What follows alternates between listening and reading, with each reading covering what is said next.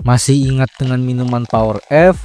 Masih ingat dengan minuman Panther? Atau kalian sekarang tahu Red Bull, Prime, atau Monster? Sebuah minuman yang mengklaim dirinya adalah minuman suplemen kesehatan, dimana ketika kalian meminum minuman yang katanya berenergi ini, kalian seolah langsung menjadi Hercules. Kalian bisa melakukan hal gila seperti iklan Red Bull, atau kalian bisa jadi auto semangat dari yang badannya loyo banget seperti iklan Power F, Panther, ataupun Torpedo. Tapi nyatanya kalian ditipu, karena nyatanya industri ini hanya menjual sebuah candu.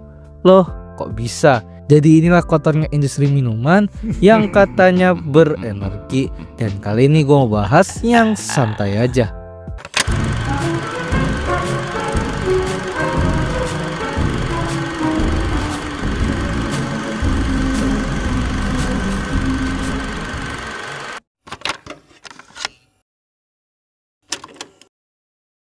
Sebelum mulai melokal, jelas industri minuman berenergi sudah dibuat duluan oleh para pemain lama yang kita tahu sekarang. Sebut saja Red Bull dan Monster Energy, dimana kedua perusahaan tadi sudah lama dan lama sekali bermain di industri ini. Sejak tahun 1960-an, brand minuman seperti Lipovitan D memperkenalkan sebuah produk minuman yang nilai jualnya adalah sebuah minuman obat yang mengandung vitamin B, taurin, dan kafein. Dan seperti biasa, itu semua bertujuan untuk melawan yang namanya rasa lelah dalam tubuh. Bahkan produk minuman berkafein yang menyegarkan dan bikin melek ini tidak hanya bermulai dari minuman berenergi yang dimulai pada tahun 1960 aja, tapi sudah dimulai sejak awal tahun 1900-an, dimana di situ kafein masih dianggap aneh dan berbahaya karena katanya kafein adalah narkoba versi silent.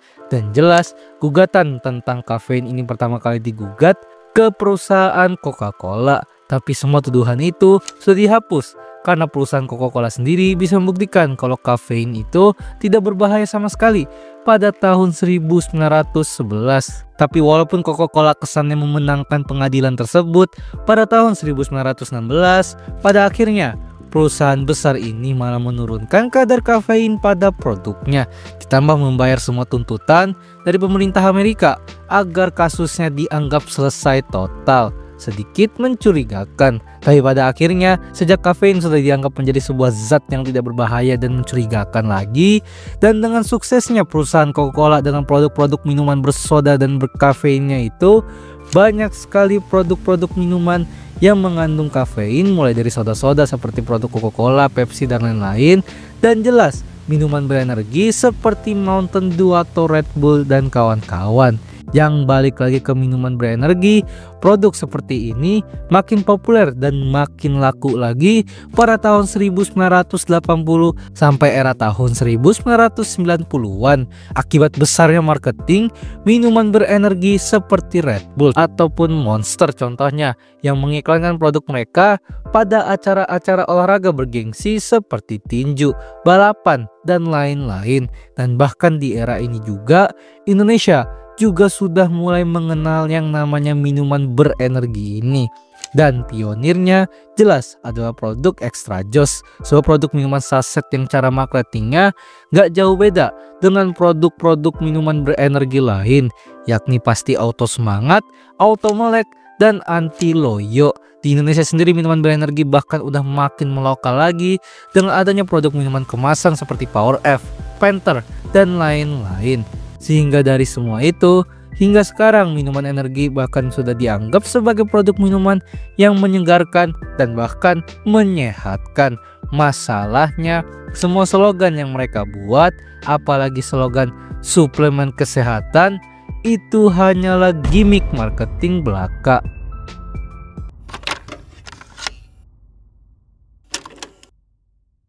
Sejak dulu, industri makanan memang selalu main kotor. Bahkan ini mencakup brand-brand besar dan ternama juga. Nestle yang terkenal akan produk-produk manisnya yang katanya cocok untuk anak-anak, Justru mereka nyatanya hanya menjual gula aja, atau produk-produk yang mengklaim kalau mereka itu sehat alias rendah gula dan kalori. Nyatanya mereka hanya memanipulasi tabel gizi aja seolah gulanya itu rendah.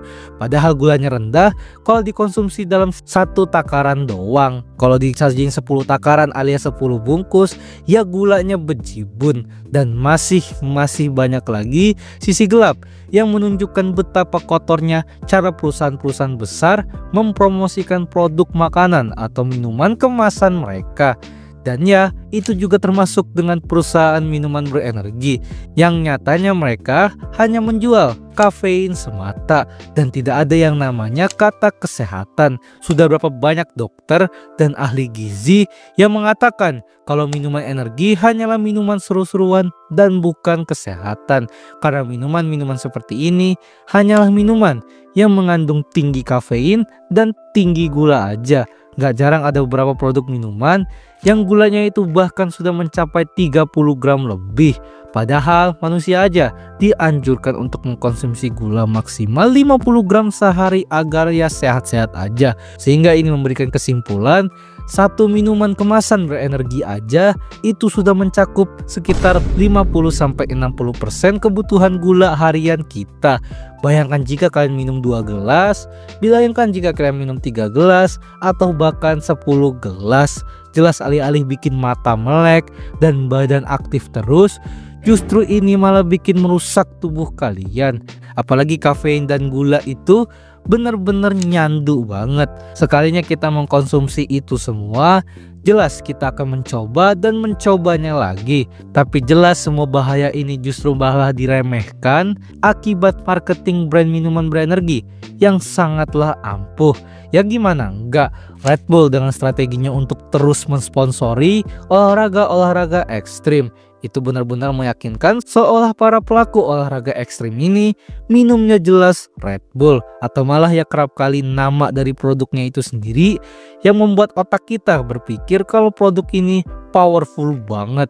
Minuman Monster, Power F, Panther, Extra Joss yang dari nama-nama produknya itu sendiri udah ekstrim parah, sehingga pada akhirnya minuman berenergi tidak ada bedanya dengan minuman kemasan lain yang memang hanya bisa dikonsumsi seminimal mungkin akibat kandungan gula dan bahan-bahan lainnya yang cukup berbahaya jika dikonsumsi secara berlebihan atau ya keseringan.